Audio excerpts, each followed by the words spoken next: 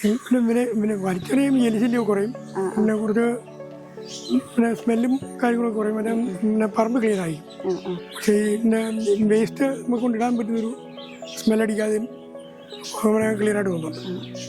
Use ചെയ്യാൻ ഈസിയാണ്.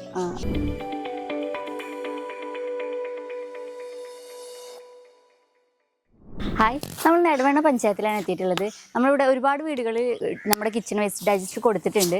അപ്പം അതിൽ റാൻഡം ആയിട്ടുള്ള ചില വീടുകളിൽ നമ്മൾ കയറുന്നതിൻ്റെ ഭാഗമായിട്ട് നമ്മൾ വാർഡ് 2 തോമസ് ഏട്ടൻ്റെ വീട്ടിലാണ് എത്തിയിട്ടുള്ളത്. അവർ കിച്ചൺ വേസ്റ്റ് ഡൈജസ്റ്റിൻ്റെ വിശേഷങ്ങളും കാര്യങ്ങളൊക്കെ നമുക്ക് അവരുടെ അടുത്ത് തന്നെ നേരിട്ട് ചോദിച്ചറിയാം.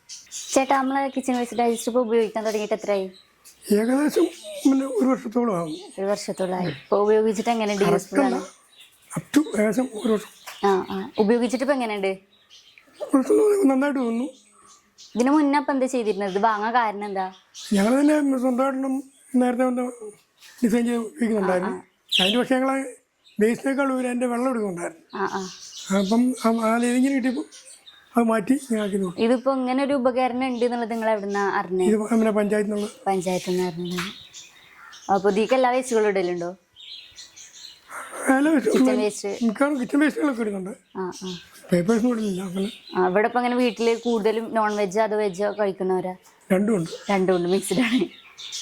അപ്പോൾ എല്ലാം അയക്കിടലില്ല. പിന്നെ ഇനാക്കുലം പൗഡർ കിട്ടാനുള്ള ലഭ്യത നമ്മുടെ കൃഷിഭവനിലുണ്ട് എന്ന് പറഞ്ഞിട്ടുണ്ട്. അവിടുന്ന് കിട്ടും. അതിൻ്റെ ഒരു വ്യത്യാസം ബുദ്ധിമുട്ട് മാത്രമേ ഉണ്ടായിരുന്നു. കൃഷിഭവനുണ്ടെങ്കിൽ പിന്നെ ഈസിയാണ്. ഇതിപ്പോ ഉപയോഗിച്ചിട്ട് എന്തെങ്കിലും ബുദ്ധിമുട്ടോ കാര്യങ്ങളുണ്ടോ? ബുദ്ധിമുട്ടുകളൊന്നുമില്ല.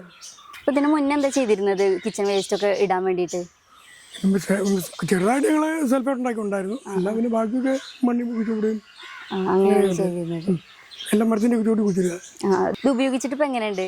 ഇത് പുതിയതായിട്ട് ഉപയോഗിക്കാൻ ആഗ്രഹിക്കുന്നവരുണ്ടാവും. അവർക്കപ്പം നിങ്ങളൊരു എക്സ്പീരിയൻസ്, നിങ്ങളൊരു അനുഭവത്തിൽ നിന്ന് എന്താണ് പറയാനുണ്ടാവുക? പിന്നെ വലിച്ചെറിയും എലിശല്യം കുറയും, പിന്നെ കുറച്ച് പിന്നെ സ്മെല്ലും കാര്യങ്ങളൊക്കെ കുറയും, പിന്നെ പറമ്പ് ക്ലീൻ ആയിരിക്കും.